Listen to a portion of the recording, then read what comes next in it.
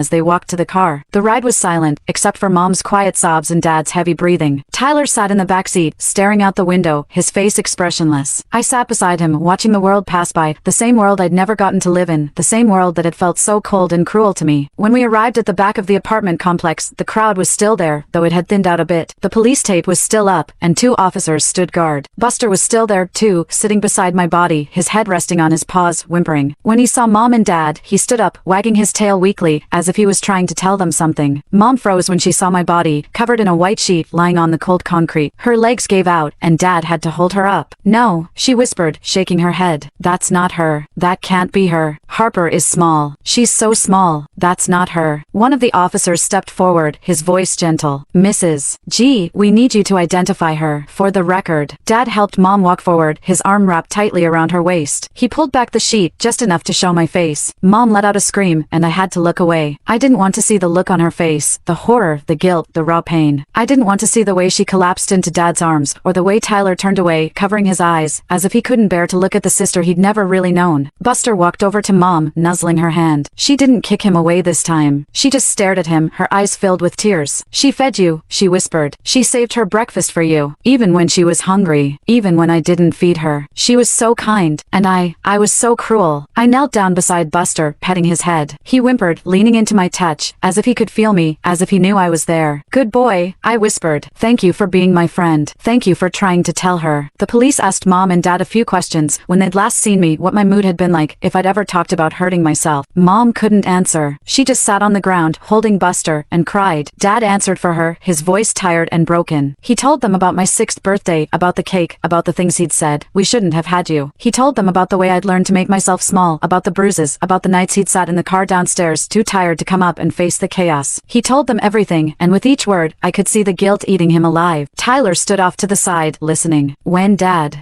If you would like to read the full novel for free, please click on my profile picture in the bottom left corner to enter my homepage. Click on my website link to download the app, and search Megan's 88W.